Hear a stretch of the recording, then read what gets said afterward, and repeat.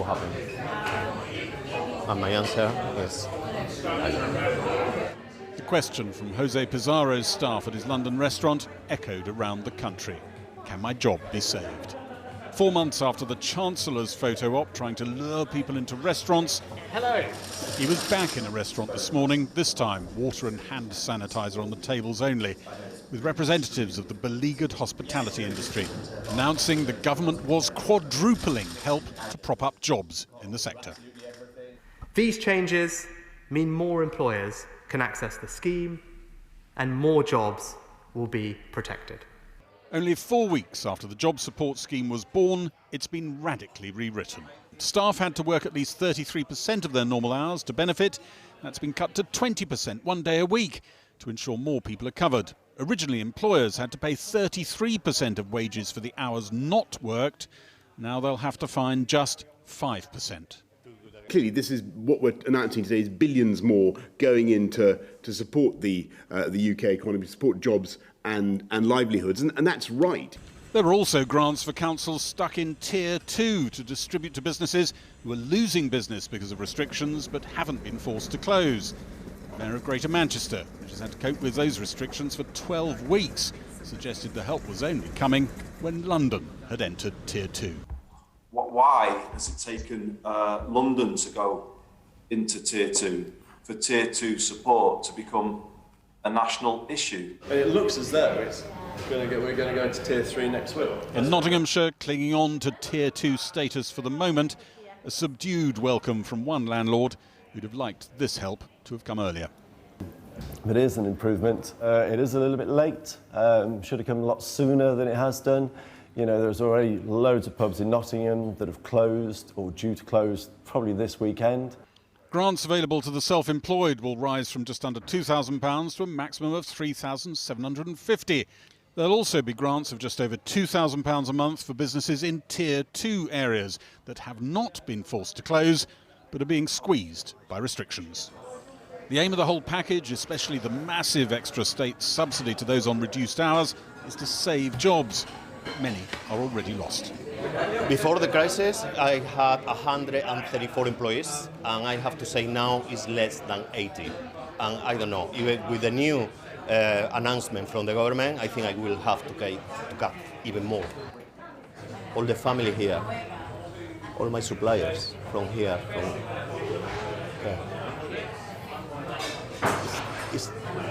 it's tough. There's been a bit of a zigzag in government policy from whatever it takes to talking about viability of jobs and kind of sounding like they were going to shake off some that weren't really viable. And now this, which is boosting the money again. What's going on? So the government has moved from a full-on furlough scheme to saying it was phasing that scheme out to now moving back much more heavily towards the kind of schemes we were seeing at the beginning of this crisis. And that reflects basically that in that middle phase, they became far too confident about being able to say that we've got this virus under control and that we can therefore start pulling back economic policy. Whereas the truth is, while you've got the virus around and you're having to restrict what businesses and individuals can do, you need to have economic policy that's making that possible, protecting people's jobs and protecting people's livelihoods. The Chancellor was asked today if these giant subsidies would stay in place until a vaccine is found. He said job support would last until at least the spring. But having just redesigned a brand new policy, like everyone else, he can't really know. Beautiful food, absolutely amazing, fantastic, thank you. Well, the government says 3 more at-risk areas in England are being moved into Tier 2 restrictions. Stoke-on-Trent, Coventry and Slough will be put under the stricter measures from Saturday. Discussions with other areas, including Nottingham and West Yorkshire, about moving into the highest Tier 3 alert level are still going on. A short time ago, I spoke to Lucy Powell, the Labour MP for Manchester Central, and I began by putting it to her that the new financial package would do a lot of good. It certainly will help. But let's remember that there is a cost here to the delay in coming forward with a package that was going to work.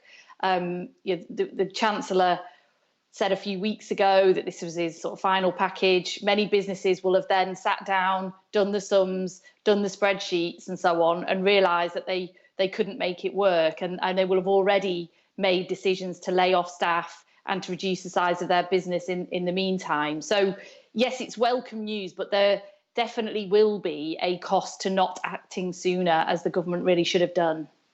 But do you understand why the government couldn't put everything on offer earlier when businesses were reopening for fear of provoking something that was unnecessary? Well, I don't really get that argument. I mean, we knew the last time this was all announced was because the government were imminently announcing the new tier system. It was becoming increasingly clear that we were going to be going further into a situation of business closures or restricted trade and so on, and restricted socialising. So they really, I think, should have got the design of certainly the job support scheme. They should have got the design of that right from the beginning, because it was obvious from the minute they announced it that the incentive to the employer just wasn't there for them to keep the staff on. Isn't oppositional politics working very badly here to actually help the British people, in that had this sort of thing been on offer a few days ago, we wouldn't have seen the whole row in Greater Manchester, but the government obviously felt it couldn't give Andy Burnham a victory. And then last night we see something like the vote on child hunger, in which, you know, a Labour proposal is voted down by the government, which could lead to children going hungry. The system doesn't seem to be working because of the desire of each political party to lay one over the other. What we were asking for, Andy Burnham, with all the Greater Manchester leaders, and in fact all the MPs from all different political parties, what we were asking for was recognition that we had been living under Tier 2, worse version of Tier 2, for nearly 3 months, and that was already having a seriously detrimental effect on our economy. So we wanted some recognition of that, financially, but also, you know, politically. And so if the government knew they were about to do that this week, I just don't understand why they didn't agree to that or put that on the table days ago, and we could have avoided this whole sort of seemingly political row, which has now sort of resulted in probably some mixed messages going out to the public here, just at a time when we needed that to be a unified message.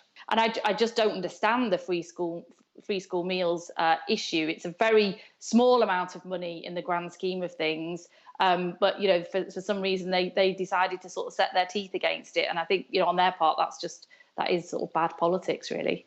Lucy Powell, thank you very much.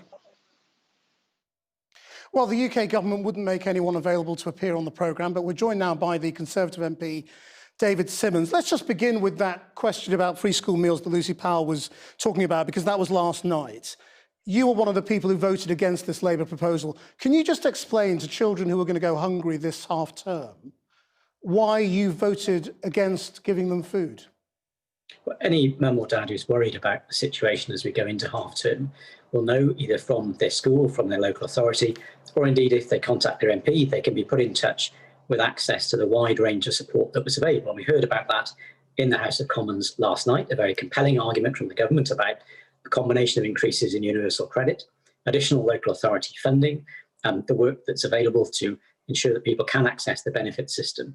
And of course, the financial package that's been announced by the Chancellor today, that's a development of work that's been in hand for some time, is designed to put as much money as possible in the hands of working families to make sure people can stay in their jobs, they can stay in their homes. And learning from the last financial crisis that the country faced in 2008-9 after the financial crash, how we can make sure that that money gets closer to the front line. So the argument about free school meals, we rejected that argument for the same reason as the Labour government rejected it at the time. We think that the package that's been put in place is a more effective way at supporting families. Well, Bill, I mean, there was money given to them over the summer that isn't going to be given to them now, and you haven't got any new benefits.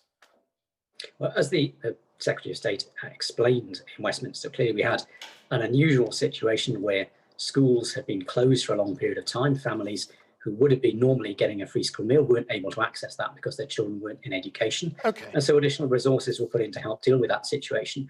But as we now begin to live with a kind of new economic normal, what the government's looking at doing, as it's learning from things that we've seen go well and not so well in the past, is how we get that financial support in there to help businesses, to help employment. Well, let's talk about that. In my part of the world, in London, a lot of this will help lower income workers to stay in their jobs and support their families. Well, that's the point, isn't it? London has been in Tier 2 for less than a week, and suddenly everything is rethought. Things that were just announced a few weeks ago, thrown out the window, and we've got a whole new package. You can see why people in the north who have been warning about this for months, because they've effectively been living under Tier 2 for months, and why Andy Burnham, the Mayor of Greater Manchester, who was only calling a few days ago for a UK-wide package and was rebuffed and told to go away, would feel aggrieved, and that politics has got in the way of doing the right thing.